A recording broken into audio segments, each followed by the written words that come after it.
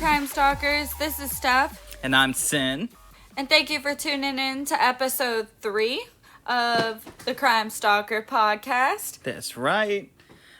Before I jump into this story, I want to address what we said at the end of the first or the second episode, where we said, keep on stalking. We don't support stalking. Just to clear that up, stalk crime. So, alright, just to get that out of the way, this episode is called WTF Chuck. What the fuck, Chuck? Right, if you want the full experience, excuse our cat for breakdancing in the background. His name is Simba. But, yeah, if you want the full experience of this, you could say, what the fuck, Chuck? So this episode, we're going to talk about a mystery. A few mysteries, actually. And it's going to start with a man named Charles C. Morgan, or a.k.a. Chuck. He was 39 years old, and he was an escrow agent. If anybody doesn't know what an escrow agent is, they usually handle, like, finances in, like, lawful situations. Say, you know, we're gonna do this, but you're not get the money until you do that. And an escrow agent would kind of be that person. He was an escrow agent and supposedly a Mason.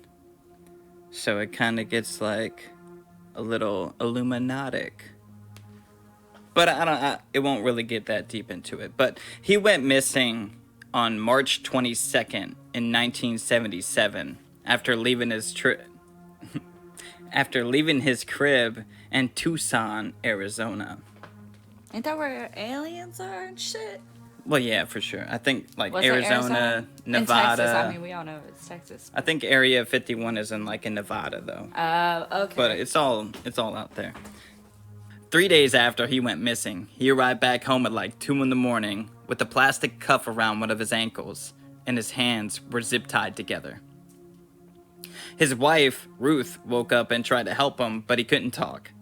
And he like pointed to his throat, like, I can't talk, like. And she grabbed a pen and a piece of paper for him to be like, well, what the fuck is going on? So he wrote down that there was some kind of like hallucinogenic paint on the inside of his throat, and it would wreck his nervous system, make him go mad, or kill him if he ingested it. Maybe he was just tripping. Fuck, if that's you, maybe. That's what I would have thought if I was his wife. I'd be Right? like, where were you? What kind of fetish you got here? Who were you hanging out with? Right. You alright?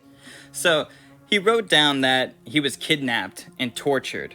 He also needed Ruth to move his car somewhere so that, quote, they wouldn't know that he came back home. A mysterious they. A mysterious ass they. And he wouldn't say who that mysterious ass they was.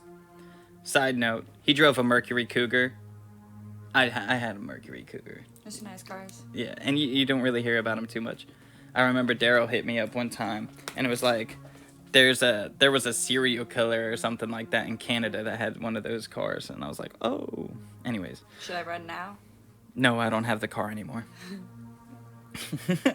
Wonder why. You have to get rid of evidence. No. So he told Ruth that she couldn't call the cops because if she did call the cops, then the family's lives would like be in danger. Always. Yeah, of course. In every movie. Yeah. So Ruth nursed Chuck back to health by like feeding him with an eyedropper. Yeah. So he started talking about how he was a secret agent when he finally was able to talk. He was a secret agent working for the federal government, and that he was working against, like, organized crime. Those are some hallucinating dreams. Whatever he had was good. But you think that now.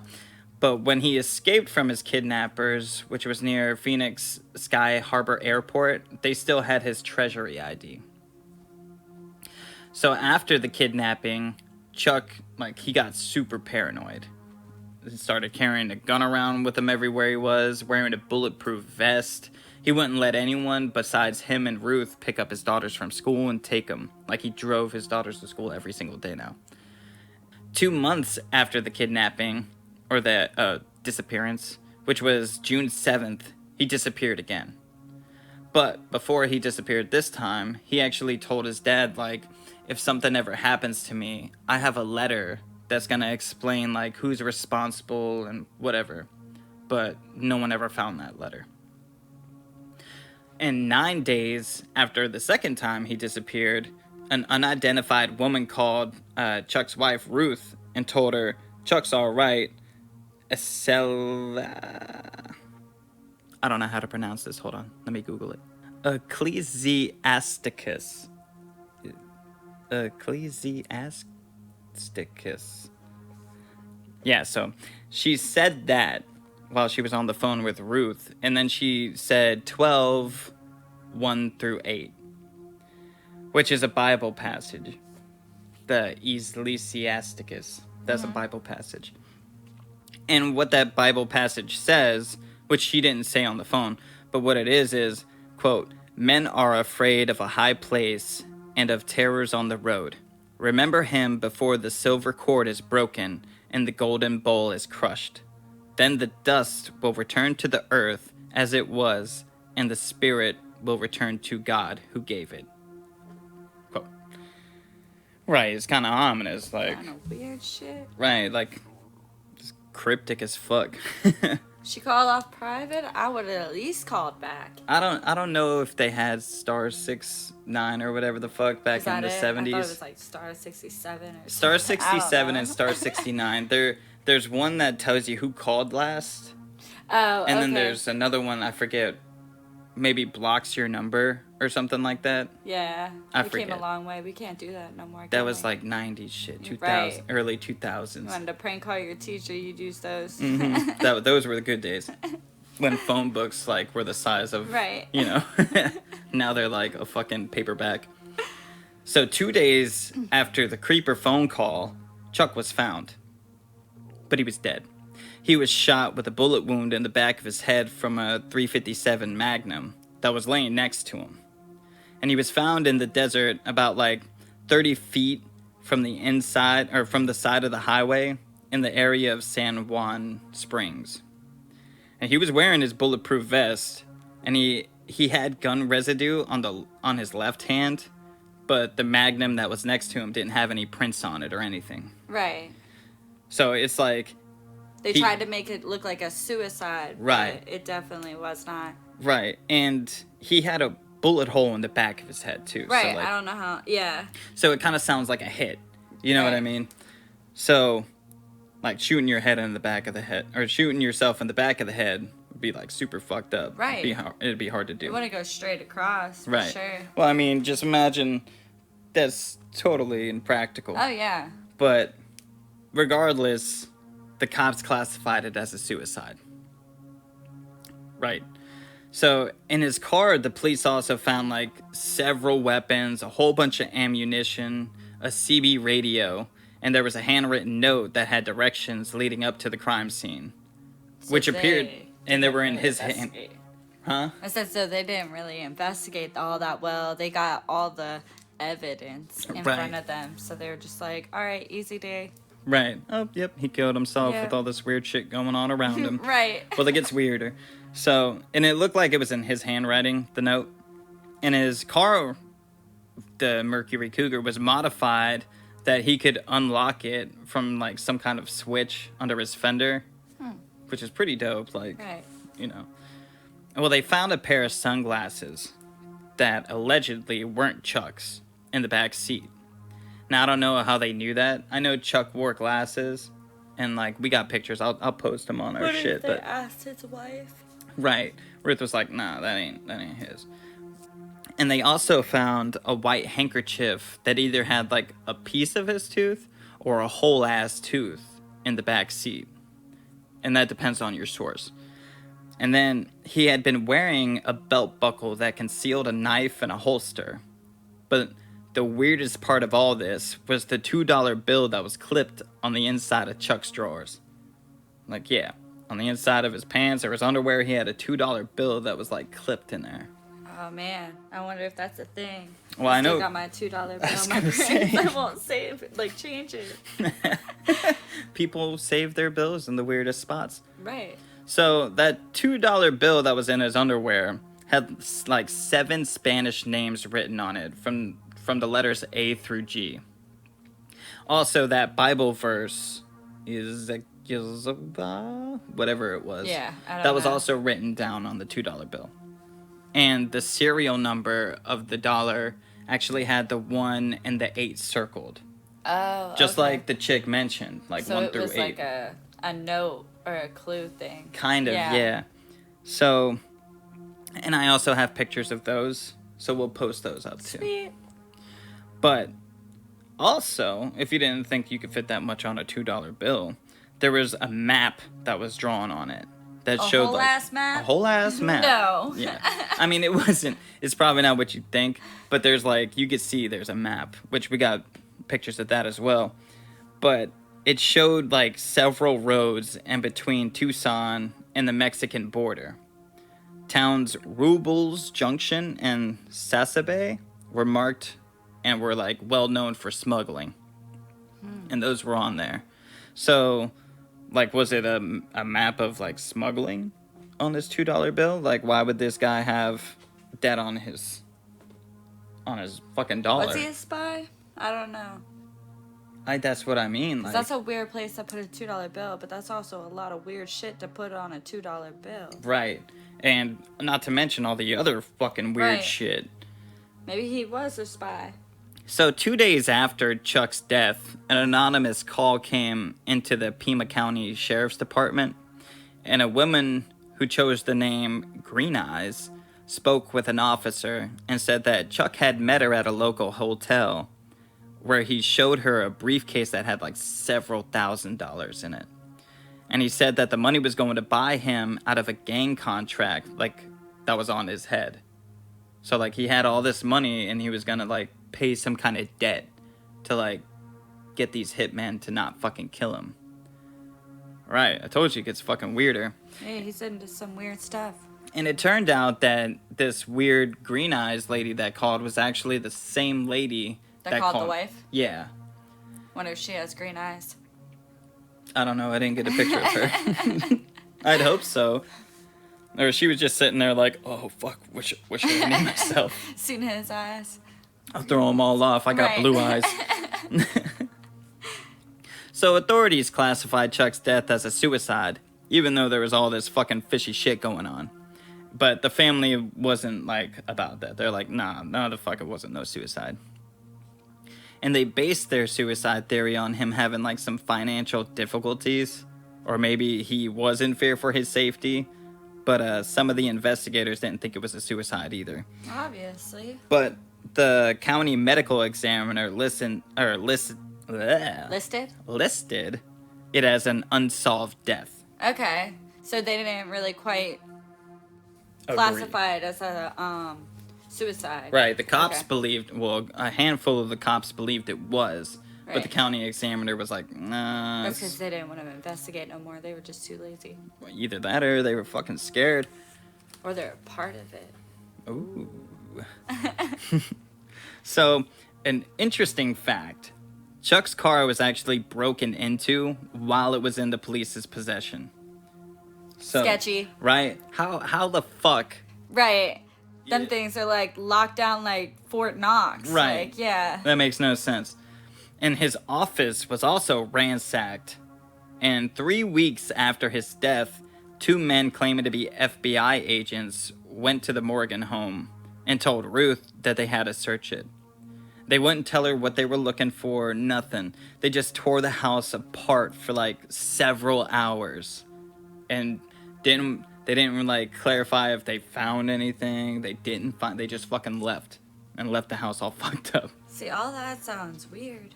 Like Right? what he was involved in. Like he was either a spy or he was into some like deep shit. Right. Like it kind of sounds plausible at this point that he Right. was some kind of narc for Yeah. an organized crime.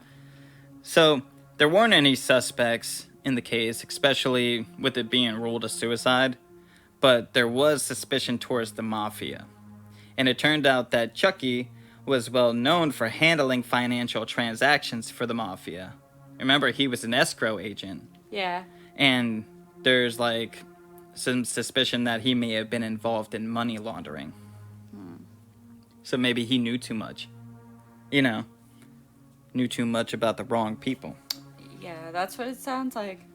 So, allegedly, Chuck had given evidence in a secret hearing of an illegal financial transaction taking place in the underground gold and platinum trade while working undercover with the Treasury Department. Rumor was that he had kept records that may have implicated those trades between the Arizona and Mexican border. Remember, that's where the map was. Yeah. And maybe that was the reason he was killed, because he was giving out this information.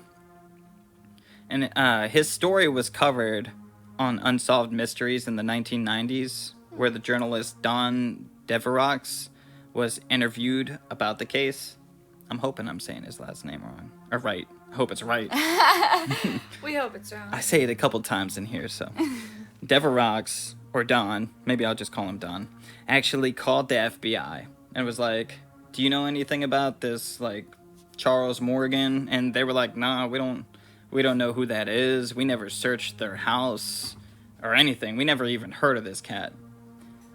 Which I'm pretty sure there was some kind of, like, clause or something like that where, or, like, bill, whatever the fuck, where they had to tell you that information. Right. Like, they couldn't withhold whether they did or not. Right. So it's kind of weird that they were like, no, we don't got nothing to do with that. And 3 months after the episode aired, a man named Doug Johnston was shot in his car. Now, he had an office opposite of Don. And apparently, Don had begun digging into the case about Chuck and the case, and that's why he lost his life. Like, he was digging into the whole mafia, like, suspicious shit. Right.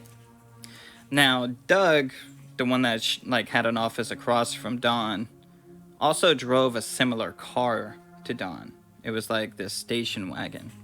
So, Don and a couple more people think, like, maybe he was supposed to get shot.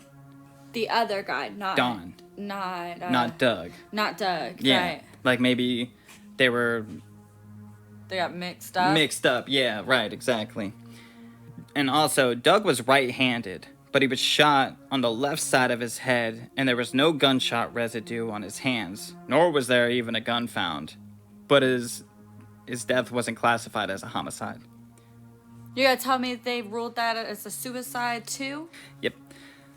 Yeah. There's a huge cover-up That's going on not the only over one here. either. That's 2 so far. Yeah, there's somebody higher power up. Right.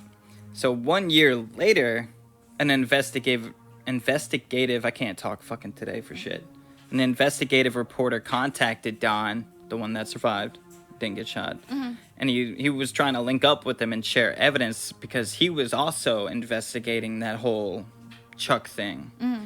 Which, it gets deeper than just like Chuck, like. And anyways, it was about the illegal gold trade. His name was Danny Casalero. But before they could meet up, he was found dead in a hotel bathtub with his wrist slit 12 fucking times. Right. That wasn't him. And his death was also ruled a suicide. Yeah, how'd I know? Right. Big surprise. Surprise, right? Yeah. Three fucking weird-ass deaths. Right, and they're all considered suicides. Right, and they're all circling around Chuck. Yeah. And this is 20-something years later, you know? This is in the 90s. Chuck died in the 70s. I wonder if they all had a connection with Chuck in that same, whatever he was doing. Right. Well, Danny was supposedly on the verge of breaking a case that would implicate an organization that he called the Octopus. And that included the mafia, the government officials, and Charles. So that's why he wanted to see the evidence that Don had, or may have had. Another reporter had told Don that these coincidental deaths were intended for him, and a CIA agent and an informant from the Israeli intelligence told about the death threats. He said that the death threats were meant for Don as well. Oh, okay. So that's a CIA agent and an informant for the Israeli intelligence, like, I don't know if they got, like, some kind of... Evidence at Danny's hotel suggested that he wasn't alone, and that he had bruises, and was actually missing some fingernails. So that kind of, like, shows, like, a struggle. Right. You know what I mean? Like, defensive kind of wounds. Well, the case files that he had on the Octopus, the organization he was talking about, they were never found. Not only that, but the crime scene had been cleaned up. Like, a maid that worked at that hotel made a statement and said that there had been a towel on the floor that had blood on it. Like, someone cleaned it up. Or cleaned up their hands. Did they get that towel? I don't think so. It's never mentioned again. Sadly, Ruth died from cancer in 2006. But her and all her children all maintained that, like, Charles' death wasn't a suicide. Yeah. Like, it had to be a murder. She had no idea what was going on, or what her husband was into. Could you imagine? No. You better not come home telling me some shit like that. Well, if I come home at 2 in the morning talking about... you're gonna be dead, so you won't have to worry about them. The worst case would be, it would be shrooms. That's it. But I don't even stay up that late. Well... Many of the officials that were, like, allegedly involved in the case were still working and may still be in office now. Like, so they're still around. So needless to say, what happened to Chuck on March 22nd in 1977, like, triggered a chain of mysteries that are still unsolved to this day. Which is like, what the fuck? Right. What's going on out there? It's so weird. Right. So, but if anyone's interested in watching the Unsolved Mystery episodes, like, pertaining to the death of Charles and all that, like, Charles' episode was aired February 17th, 1990. Doug's was aired May 16th, 1992. And Danny's case was aired March 10th, 1993. Right, so you would think that they would put it all together. Right, no. But there's 3 fucking episodes. There's probably more that they don't know about that are in connection, too. I'm sure. Uh-huh. I'm sure there's a lot more. But we don't know anymore. Could be some today. You never know. But that's all we have. That's all we have to work on. So, like, 3 mysterious-ass fucking supposed suicides. Right. Some fake suicides. Right. A $2 bill that was stuffed in someone's drawers. And Green Eyes. Green Eyes. Yep. Like, who is Green Eyes? Why didn't anybody bring her into questioning? Why didn't Ruth say anything? Like, I have a lot of questions. Right. And I could keep trying to look for them. Maybe if we find more, we could do it like a follow-up episode. We're going to have to, because I have a lot of questions. Mm-hmm. I told you this was going to be a mysterious one. It very much is. Because that's it. And that's why it's called WTF Chuck. For real, what the fuck, Chuck? What Right. were you doing? What were you into? Right. Like, the fuck? Fucking James Bond? What were you? Right, Like, and all from an escrow agent. I believe he is a super spy. He probably is. Or he was definitely a narc. There's some... I want to know. Right. There's something going on. Because, I mean, I don't know how you could investigate, like, records of treasury and all that. Right. I wonder if the kids tried to, like, find out what was going on and stuff when he... You know, as they got older. If Right. they had questions, too. I wonder if there's something... We gotta make another Gotta dig in. episode for sure. Well, if anybody out there listening knows anything about this case, let us know. Yeah, email us. Yeah. Like, reach out to us if we missed anything, because this shit is fucking crazy. Like, when I started looking into it, I was like, what the fuck? Like, I know y'all got questions, so if you guys find out the answers, let us know, because Let I us have a know. lot of questions. Like, was he a spy?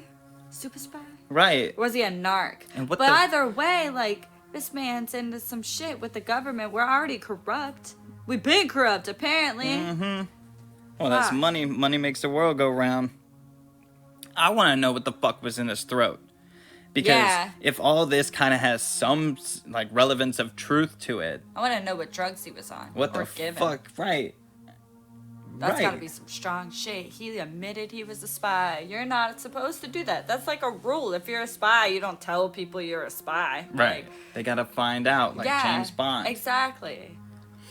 All right, well, that's going to do it for this one. You can find us on Twitter at crime_stalkers, on Instagram at the Crime Stalkers. And on Facebook at the Crime Stalkers Podcast. And if you got a crime or would like to hear us like talk about a crazy story, or if you got info on this goddamn Chuck, email us at thecrimestalkers@gmail.com. I want some spooky stories, guys. So Spook stories. come on now. Yeah, especially if they're like personal. If they're like yours, fucking let us hear them. Right, for sure. We'll definitely air something. I would love to hear that. Right?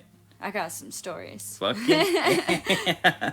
Well, you should write one and send it in, babe. Yeah, I will. Maybe I will. Well, we hope you tune in next time on the next episode.